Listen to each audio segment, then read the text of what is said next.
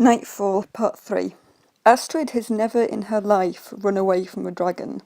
Evaded, dodged, been driven backwards by, yes. Run? Never. Until today.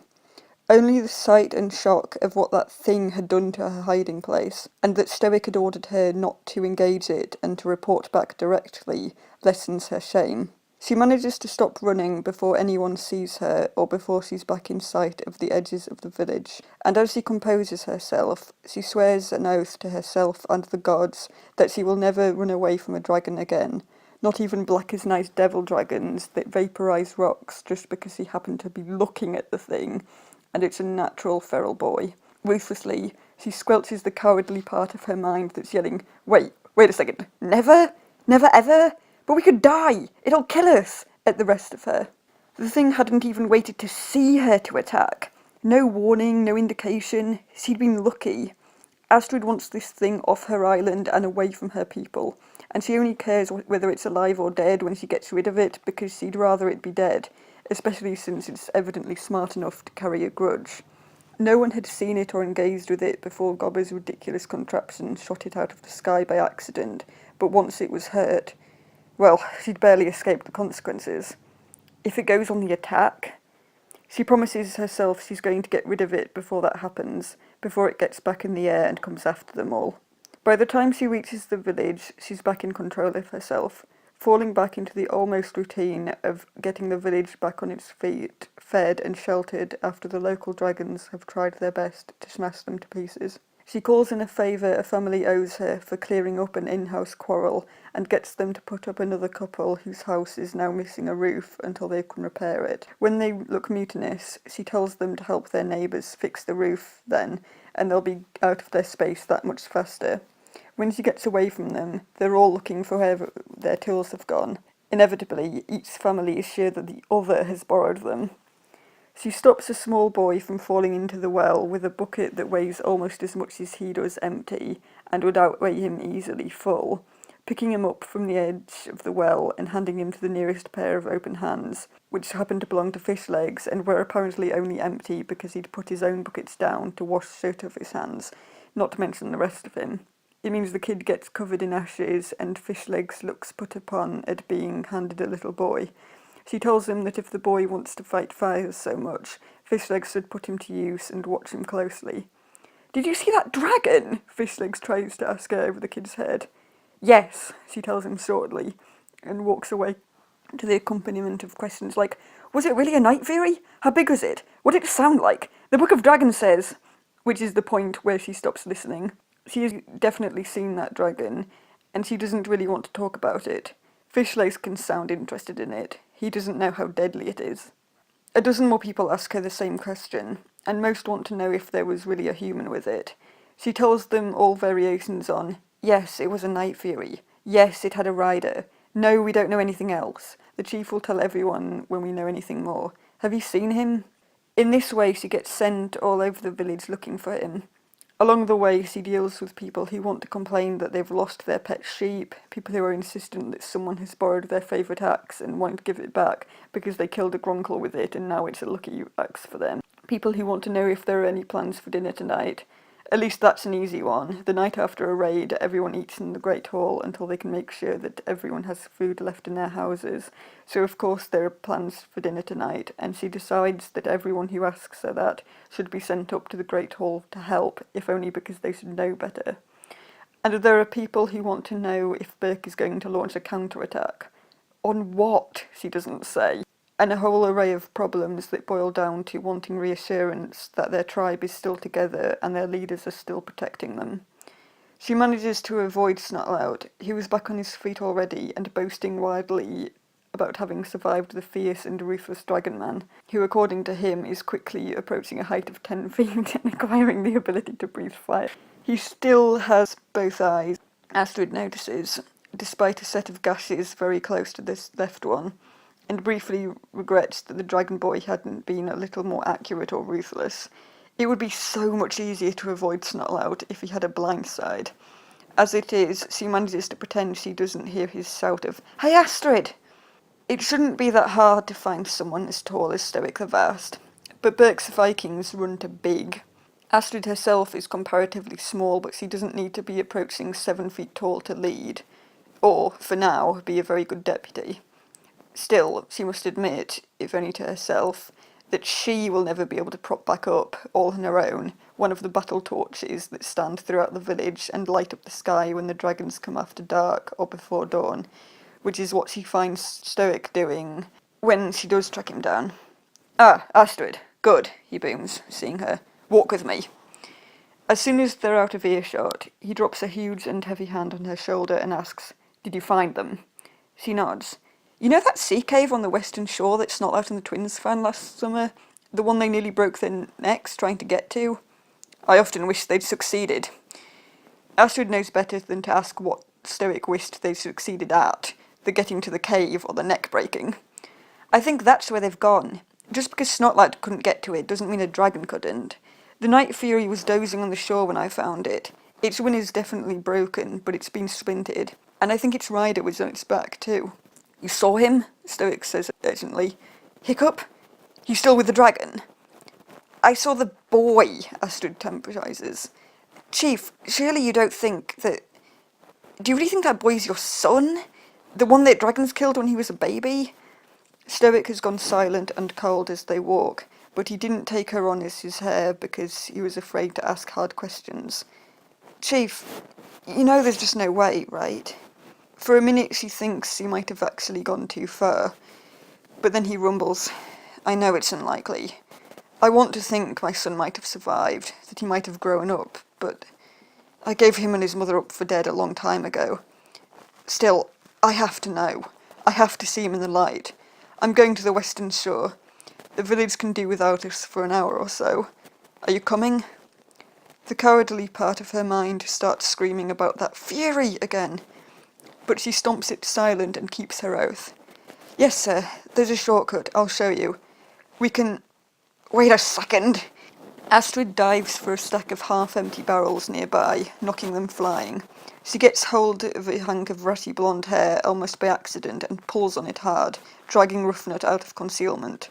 Her other hand misses Toughnut, who tries to bolt as if thinking he might get away with it, but one of the flyaway barrels lands squarely on his shoulders and drives him firmly to the ground, groaning more in disappointment at the failure of his grand escape than any pain. She decides she meant to do that. "You two! What are you doing here?" Stoic demands angrily, hauling Toughnut up from underneath the barrel and relieving Astrid of her handful of Roughnut hair. He grabs them both by the backs of their tunics and lifts them so that only the ends of their toes touch the ground. Otherwise they'll just try to make a break for it, despite the fact that they've clearly been caught eavesdropping. "You had a son?" says Roughnut, who has no survival instinct whatsoever. "Weird," her brother, who also has a death wish, backs her up. "It's a minor miracle they're both still alive. Personally, Astrid thinks that if they walked off a cliff, they'd be too dumb to hit the ground." "How did your son turn into a crazy dragon boy?" "Cool! I want to be a crazy dragon boy," Roughnut yells. "Don't be stupid," Toughnut objects. "You can't be a crazy dragon boy. You're a girl. Probably. You can be crazy, though. Pretty good at it already." "Yeah. Hey, wait, I'm not. You're crazy. I'm not.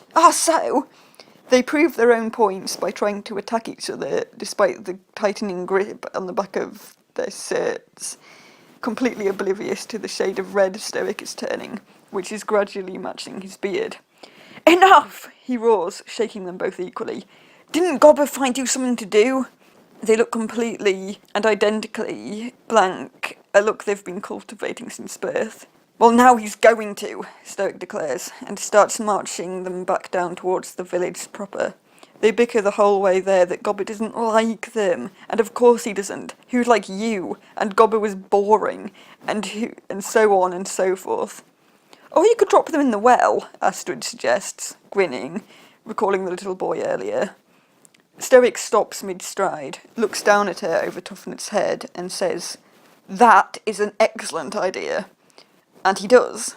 The twins scream with rage until they discover that the rock walls make their voices echo interestingly. Then they just scream. The noise draws Gobber's attention. Everyone else looks up, registers twins, and moves on. "Been looking for those two," he says, hobbling over to the lip of the well and nodding approvingly at the sight. The screaming twins scream at him. "Don't let them out until I get back." "Fine by me." Astrid starts laughing the moment they're outside of the village and no one is watching.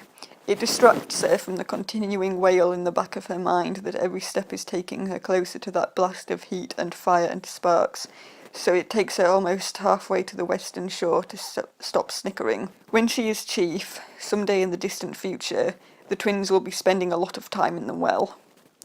They approach the inlet as silently as possible. Stoic is remarkably stealthy for a man of his bulk. Privately, he has told her that it helps him sneak up on and unexpectedly loom over people who are complaining about him. He might have been just a little bit drunk at the time, but Astrid is an excellent hunter, and she has already added that ability to her list of chiefly qualities that she wants to embody one day. With gestures, she draws his attention to the vaporized blast area. "I was there," she mouths, jabbing a thumb at herself, pointing at the scorch marks and chips of stone, and looking alarmed. His eyebrows go up, and his lips purse in a silent whistle. They find a different vantage point and watch the shoreline. The black dragon is nowhere to be seen, and Astrid wonders if the odd pair has been flushed out by her earlier appearance and has gone to another hiding spot. It's what she would have done. It's mid-afternoon, and the tide is going out, leaving a variety of tide pools and isolated puddles of seawater and shore-dwelling creatures concealed among the rocks, exposed by the receding water. None of them are big enough to hide a dragon the size of that night fury. Stoic spots him first, close enough into the cliff face that he's half concealed in its shadow. The dragon boy is crouched at the edge of a tide pool, still as stone. With his face partly turned away from them, he blends into the shadows in his black scales and dark leather and brownish shock of hair. Most people would be sitting or kneeling, keeping their hands free, but the boy is poised as if to leap or pounce, legs curled up under him and right hand down for balance. The only reason his left isn't similarly braced is because it holds a knife. He is ready to pounce, and does, stabbing the blade into the tide pool in a single fast and efficient strike, and twisting something, it's impossible to tell what at this distance, out of the water. Whatever it is that's impaled on the blade goes straight into his mouth, freeing up the knife for another strike. The boy is too preoccupied by whatever he's eating to notice them, but he can afford to let his guard down, the two Vikings realise a moment later. He's not alone. A dragon's warning screech splits the air, and the dragon boy comes to attention, twisting around to look for the threat. The knife vanishes into a sheath incorporated into the armour protecting his right forearm, and his head and shoulders come up, but he keeps that one hand close to the ground as he pivots in place, instead of rising and preparing to run or fight the way a human would. The Vikings can see him, but he can't see them, and his distress and fear are obvious as he casts about for the threat, mouth opening to simultaneously bare his teeth and voice his own scream of warning. As he does so, repeatedly crying out a harsh and threatening sound that somewhat resembles the dragon's howl, he comes partway to his feet and backs away towards the cliff. This frees up his hands to pull on those dragon claw gauntlets he used so effectively last night, and he curls the claws in towards his palms as if testing them. Part of the way up the cliff, far too high to climb from below but completely inaccessible from above, as Snotlout and the twins had found out last year, the Night Fury comes into view. It starts scrambling down that treacherous rock face, agile despite the broken and bound wing, to retrieve or defend its companion. Before it can get all the way down, Stoic steps out into view. They both freeze, staring, the Night Fury still halfway up the cliff, and the boy in the shadows below it. From the undergrowth, Astrid gapes at him. Had he not seen the scorched and broken wreckage where she just now told him the black dragon had tried to blast it into ashes for looking at it wrong? Stoic raises his hands to show that they are empty, and stops at the edge of the shoreline. "Hiccup," he calls out. Through a very great effort of will, he keeps his eyes on the boy on the ground and not the dragon, which is continuing its descent very slowly. He thinks it might be trying to get to the boy without making any sudden and alarming moves, which is odd, because that's exactly what Stoic is trying to do. Astrid should go with him. She should back him up, watch his surroundings while he focuses on the dragon boy, defend him, support her chief and mentor. She does none of these things, fixated on the black reptile slinking down the cliff like a shadow. The taste in the back of her throat, she realises, is terror. The phantom smell in her nose, the fire blast from earlier. Astrid isn't running, she swore an oath, but for the life of her, she cannot get any closer. I know you don't remember me, Stoke is saying, but it's all right. I'm not going to hurt you. The boy audibly growls across the distance between them, baring his teeth and lowering his head defensively as if planning to charge or expecting to be jumped on. Astrid's not sure whether he's trembling or she is. She desperately hopes it's the boy.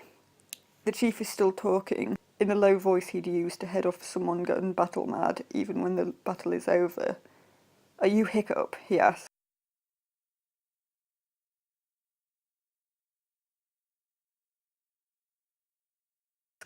And then, taking one step closer, are you Valka's son? The boy backs away and runs, scrambling up the cliffside and making an impossible leap to a rock nearly on the level of his head. Dragon claws dig into the stone and he drags himself up onto it, fleeing them there directly to the back of the Night Fury, which whirls around and takes off back up the cliff, setting off a minor avalanche in its wake. They're ahead of it. They don't care. Dragon and boy vanish over the lip of the ledge and presumably into the cave that the twins and Snutlap saw but never got to. Silence, except for the waves and the wind, falls. Stoic breaks it with a curse and drops his hands. A second later, as if he'd been waiting for the Viking chief to give up, the dragon boy's head and shoulders appear at the edge, claws gripping the stone tightly and leaving little scratches.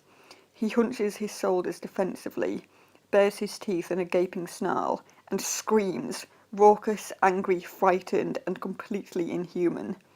He retreats from the Viking's line of sight again before the echoes have died down.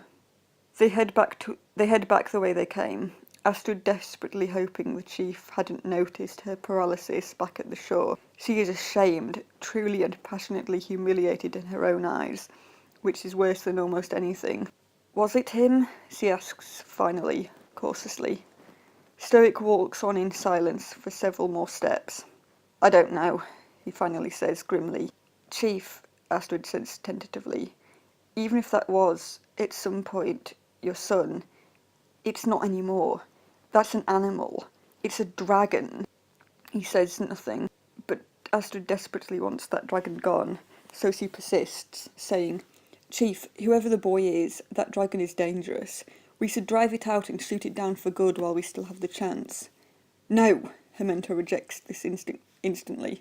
But sir, he stops walking and turns to face her, holding one hand up to forestall her objections. It has nothing to do with the fact that I still think that might be my son Hiccup, and that in an assault on that dragon he would almost certainly be hurt or killed. But even if he isn't, think about it, Astrid. He can communicate with dragons. He can control them. He's got that Night Fury eating out of the palm of his hand. Can you imagine how much of an advantage we would have if we could get hold of someone like him? If we could order the dragons that have been attacking us for longer than anyone can remember to stop? If you could find out where the nest is? Her eyes must be huge. She hadn't thought of that. She was too afraid to. Astrid is disgraced all over again. She will never live down the shame her fear of that Night Fury has incurred. The dishonour of it will stick to her for the rest of her life if she doesn't find a way to think through it. You're right, she says, because he is. I should have thought of that. I'm sorry. Stoic chuckles, and they resume their journey back to the village. It's all right, Astrid, he replies. You think to defend your people first, to keep them safe at all costs. That's a noble way to think, and the mark of a great chief. In any other circumstances, you would be completely right. His praise only rubs in the shame she feels at her fear. Astrid is humiliated. She can't live like this. She can't live with the disgust she feels at herself. At this point, the dishonour might be greater than the fear. She has to do something about it. It won't even be dark for hours yet on the same day she ran from the dragon, and the humiliation is eating her alive. And no one else even knows. She tells Gobber he can let the twins out of the well, but it's not funny anymore. She actually yells at Snotlout before he's even said more than "Hey," which is pretty much how Snotlout starts all his sentences addressed to her. She steps in to mediate a dispute between two sisters, but forgets what they're arguing about even as they try to explain. She's too busy kicking herself to focus. Astrid has to overcome the fear she feels. She has to do it now, before she no longer deserves to be the chief's heir.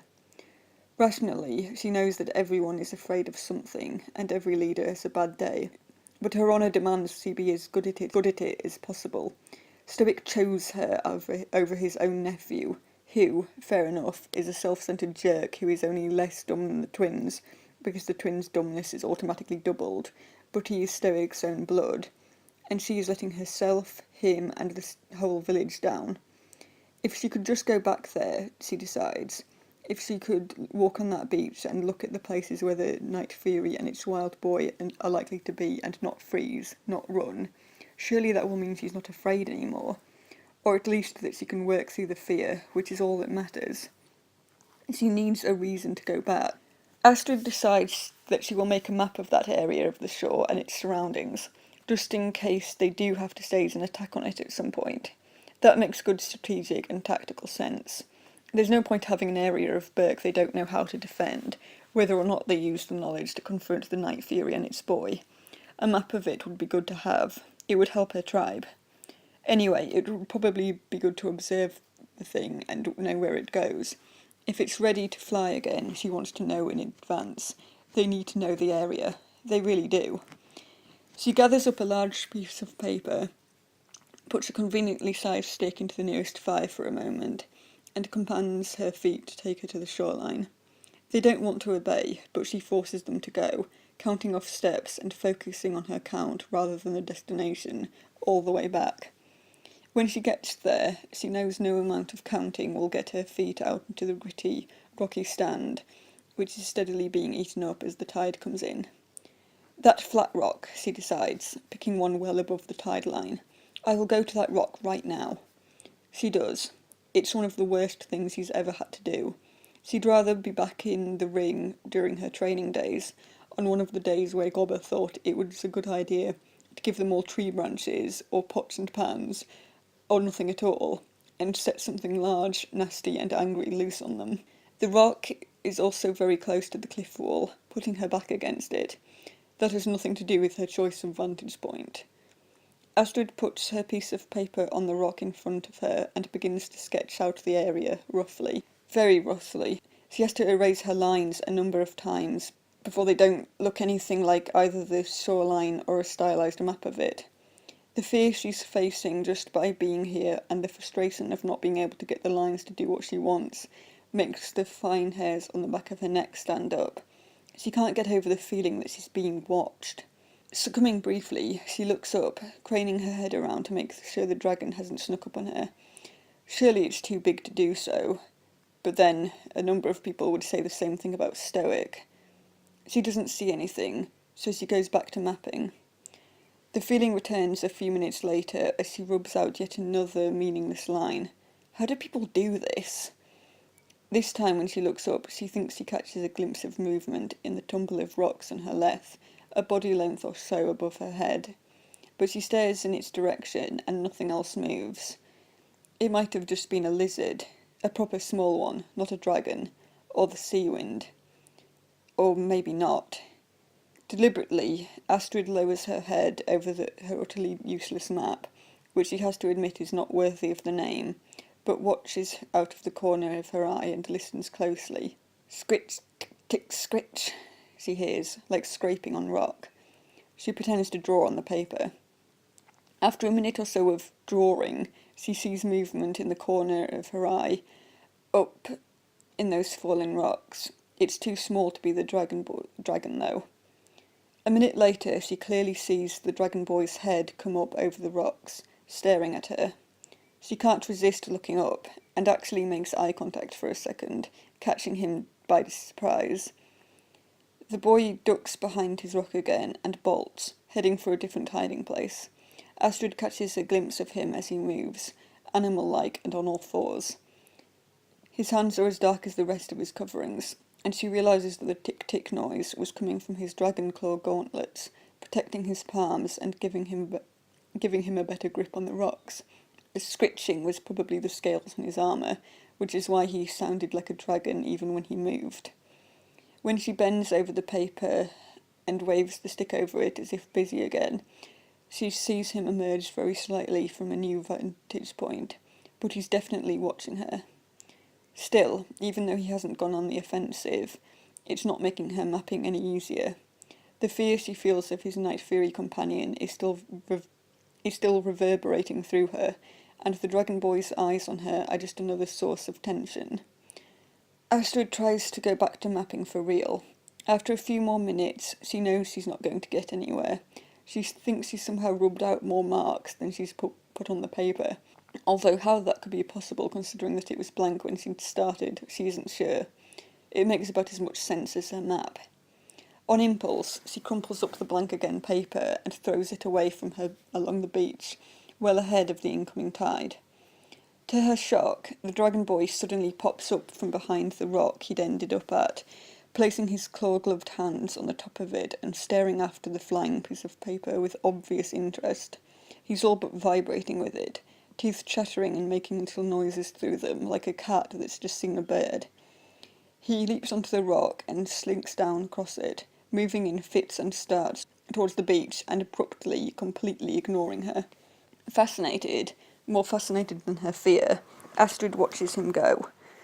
The Dragon Boy is moving cautiously but quickly, stopping to check out the area and then making abrupt leaps and shifts. When he gets to more level ground, he almost stays on all fours, crouching and staying low to the ground. She suddenly recognises the pattern of movement and realises that he is stalking her crumpled piece of paper.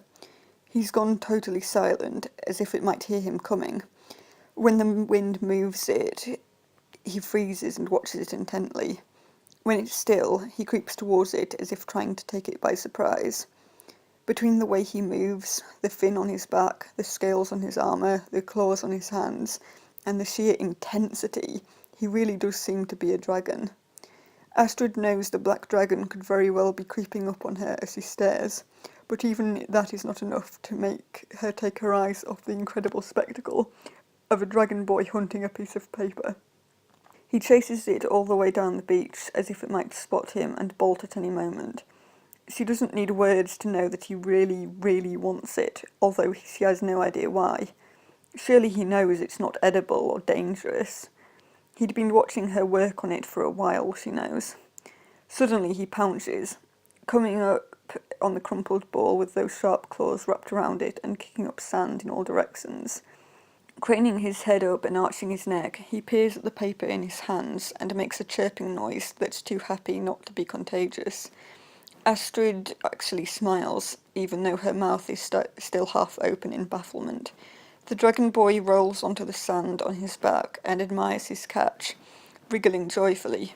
Then he rolls back onto his stomach, kicks his feet up like any child, and flattens it out to look at it. He gets about halfway before remembering he's there. His head snaps up, hair flying in all directions, and he stares back at her. Astrid doesn't move. The dragon boy does, crumpling the paper back up and sidling away towards the rock fall that she guesses must be his way back up to the cave. She's right, although she couldn't have made that climb and doesn't know anyone who could, especially with a piece of paper in one hand. Actually, about halfway up, he snaps a corner of it into his mouth and carries it the rest of the way up like that. When he vanishes onto the ledge, out of her view, Astrid has to see the rest of this. She leaves her drawing rock without hesitation and is very pleased that she'd just spent the evening mapping the area, because she knows immediately that if she climbs that tree very recklessly and distributes her weight very carefully between its uppermost branches and stretches, she might be able to see into the cave, or at least the lip of rock outside. She drops her charged stick, evaluates her target branch for a moment, and sheds her armour and belt knife as well to reduce her weight, and then she climbs. A few nervous near misses later, this was easier when she was a little kid, she can barely see the entrance to the cave. Astrid jaw nearly drops all over again. The dragon boy is lying on the rocks outside it, nestled comfortably in a crouch between the front paws of his dragon companion, who is looming over him, watching him draw. When the wind off the sea changes, he thinks he can hear the boy humming to himself, a low vibrating purr with occasional chirps mixed in. He can draw. She can't see what he's drawing at this range, but his movements and focus on the paper are obvious, and even if he's just imitating her, but she's willing to bet he's not. His attitude is too sure of himself, completely at ease as he works. They're perceptive, though. To Astrid's horror, the Night Fury looks up and sees her. She stares back at it. She couldn't move if she wanted to. If she does, the branches will break and she's going to fall out of this tree. After a moment, the dragon boy follows the Night Fury's attention and sees her too. His reaction is to sit up part way, so he's sitting on his knees with his hands on the ground in front of him. She's fairly certain he usually does that. The exception, she learns quickly, is that he glances down at the paper in front of him, back at her, back at the paper, and then snatches it up in both hands and clasps it to his chest. Even from this distance, she can hear him squawk as if he thinks he's going to come up there and try to take it back. She doesn't try, and after a second he relaxes, crouches down again, and returns to drawing. The Night Fury eyes her for a little longer, before also turning its attention away, resting its head on the boy's shoulder lightly. In response, she sees the boy twist his head sideways to rub his cheek against its face. Before it gets too dark to do so safely, Astrid carefully climbs back down out of the tree with her honour restored. She can come to the dragon's beach without freezing in fear. She has sort of interacted with its boy without him screaming at her and running away in fear. And she has learned a valuable piece of information that might just give them a way to communicate with him. She is no longer ashamed of herself. She might even be proud of today. End of part 3.